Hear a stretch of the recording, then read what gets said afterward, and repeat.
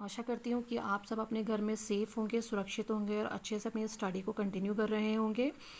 और आज आपकी स्टडी एट होम की सीरीज़ में हम आपकी फ़र्स्ट पोएम आपके बुक से ले रहे हैं, जिसका नाम है dust of snow. Dust of snow जो है वो लिखी गई है रॉबर्ट फ्रॉस्ट के द्वारा। रॉबर्ट फ्रॉस्ट जो है वो एक रियलिस्टिक पोइट है। रियलिस्टिक मतलब यथार्थवादी कवि। यथार्थवादी मतलब जो जीवन की वास्तविकता से विषयों को लेके अपनी कविता की रचना करते हैं। तो इन्होंने ये बहुत सुंदर सी पोयम है, जिसमें उन्होंने कैसे निगेटिव वे को सडनली एक छोटी सी चीज़ से पॉजिटिव वे में हम टर्न कर लेते हैं, उसके बारे में बताया है हमें। तो poem dust of snow. The way a crow shook down on me the dust of snow from a hemlock tree. The way जिस तरीके से एक कौवे ने शूक डाउन हिलाया और मुझ पर गिराया। The dust of snow small particles of snow small snow के छोटे छोटे टुकड़े। फ्रॉम अ हैमलॉक ट्री एक हैमलॉक ट्री से। हैमलॉक जो है वो एक पॉइजनस ट्री है, जो अपने आप में यहाँ पे जो है वो निगेटिविटी का दर्शा रहा है, रिजेंबल कर रहा है। तो यहाँ राइटर एक वॉक पे गए हैं और वो चलते चलते एक पेड़ के नीचे, जो हैमलॉक ट्री है उसके नीचे खड़े हो जाते हैं। ये एक पॉइजनस ट्री है, तो वैसे भी वातावरण जो है वो बहुत उदास है, चारों तरफ बर्फ़ है और राइटर भी जो है वो किसी बात से बहुत दुखी है। और वो जब टहलते हुए जाते हैं हैमलॉक ट्री के नीचे खड़े होते हैं, तो क्योंकि हैमलॉक जो है वो एक पॉइजनस ट्री है, तो उनकी निगेटिविटी को वो और भी ज़्यादा क्या करता है, इंक्रीज़ करता है। लेकिन सडनली क्या होता है कि एक कौवा जो है वो उस पेड़ से उड़ता है और छोटे छोटे से स्मॉल पार्टिकल्स जो है बर्फ़ के, वो राइटर के ऊपर गिरते हैं। Has given my heart a change of mood. और इस चीज़ ने राइटर के दिल में एक पूरी तरह से उसको चेंज कर दिया, एक मोड ही बदल दिया। उनका जो मूड था उसी को बदल दिया। और जो दुखी मन था वो एकदम से क्या हो गया, खुश हो गया ये देख के। And save some part of a day I had rued. और उन्होंने अपने दिन का एक हिस्सा बर्बाद होने से बचा लिया।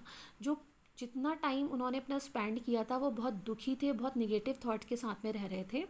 और उसके बाद जैसे ही उन्होंने ये मोमेंट देखा, जो ये दृश्य उन्होंने देखा, इस पूरे सीन ने उनके मूड को पूरी तरह से चेंज कर दिया।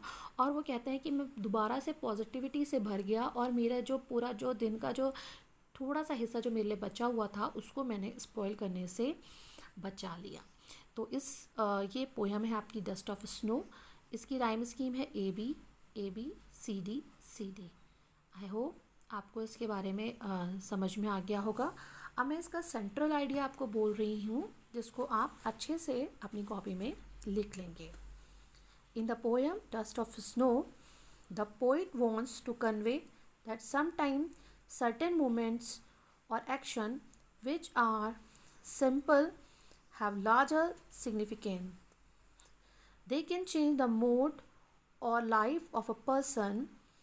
The way a crow shakes down dust of snow on the poet inspires and gives him the idea to shake off his depressive thoughts, become cheerful and do something useful.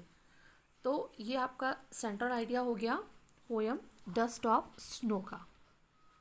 इसके बाद हम इसी में ही हम series शुरू जोड़ते हैं, fire and eyes. तो ये भी पोयम जो है वो रॉबर्ट फ्रॉस्ट के द्वारा लिखी गई है। इसमें जो राइटर है उसने फायर मतलब गुस्से को रिजेंबल कर रही है, और आइज़ जो है वो घृणा को रिजेंबल कर रही है यहाँ पे। और राइटर यहाँ पे बताते हैं सम से the world will and in fire, कि कुछ लोगों का मानना है कि जो पृथ्वी है वो गर्मी से, यानी कि न गुस्से के कारण, अहंकार के कारण जो है वो नष्ट हो जाएगी। एंड सम से इन आइज़, और कुछ कहते हैं कि जो पृथ्वी है वो बर्फ़ यानी कि घृणा के कारण। From what I have tested of desire I hold with those who favour fire. अब वो कहते हैं कि मैं जो हूँ वो पक्ष में हूँ, किसके, मैं फायर के ही पक्ष में हूँ, कि मतलब लोग जो है वो घृणा से, आग से ही जो ये पृथ्वी है वो नष्ट होगी, गर्मी से ही ये पृथ्वी नष्ट होगी।